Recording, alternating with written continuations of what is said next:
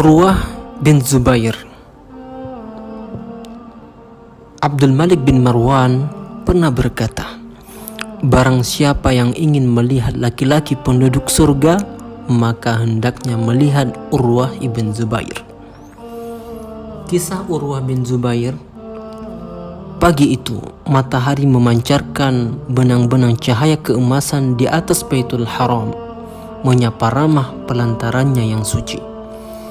Di Baitullah, sekelompok sisa-sisa sahabat Rasulullah Sallallahu Alaihi Wasallam dan tokoh-tokoh tabi'in tengah mengharumkan suasana dengan lantunan tahlil dan takbir, menyejukkan sudut-sudutnya dengan doa-doa yang saleh. Mereka membentuk halaqah-halaqah berkelompok-kelompok di sekeliling Ka'bah Agung yang tegak berdiri di tengah Baitul Haram dengan kemegahan dan keagungannya. Mereka memanjakan pandangannya, matanya dengan keindahannya yang menakjubkan, dan berbagi cerita di antara mereka tanpa senda gurau yang mengandung dosa.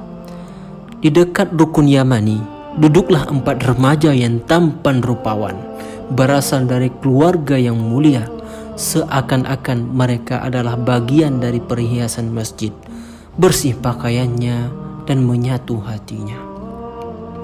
Keempat remaja itu adalah Abdullah bin Zubair dan saudaranya yang bernama Mus'ab bin Zubair, saudaranya lagi bernama Urwah bin Zubair, dan satu lagi adalah Abdul Malik bin Marwan. Pembicaraan mereka semakin serius. Kemudian seorang di antara mereka mengusulkan agar masing-masing mengemukakan cita-cita yang didambakannya. Maka khayalan mereka melambung tinggi ke alam luas dan cita-cita mereka berputar mengitari taman hasad mereka yang subur. Mulailah Abdullah bin Zubair angkat bicara.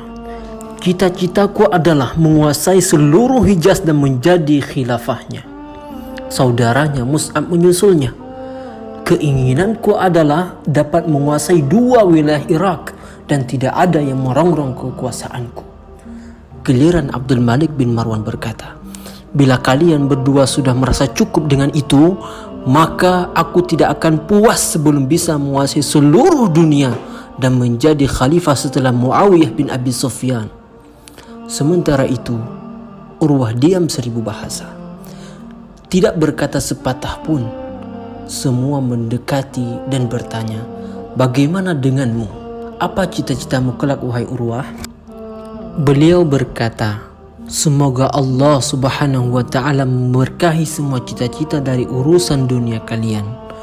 Aku ingin menjadi alim, orang berilmu yang mau beramal, sehingga orang-orang akan belajar dan mengambil ilmu tentang kitab Rabbnya, sunnah nabinya, dan hukum-hukum agamanya dariku. Lalu aku berhasil di akhirat dan memasuki surga dengan ridha Allah Subhanahu wa ta'ala. Hari-hari berganti serasa cepat.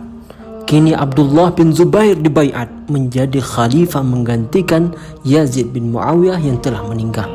Dia menjadi hakim atas Hijaz, Mesir, Yaman, Khurasan, dan Irak yang pada akhirnya terbunuh di Ka'bah. Tidak jauh dari tempatnya mengungkapkan cita-citanya dahulu. Sedangkan Mus'ab bin Zubair telah menguasai Irak sepeninggal saudaranya Abdullah dan akhirnya juga terbunuh ketika mempertahankan wilayah kekuasaannya. Adapun Abdul Malik bin Marwan kini menjadi khalifah setelah ayahnya wafat, dan bersatulah suara kaum muslimin pasca terbunuhnya Abdullah bin Zubair dan saudaranya Mus'ab. Setelah keduanya gugur di tangan pasukannya, akhirnya dia berhasil menjadi raja dunia terbesar pada masanya.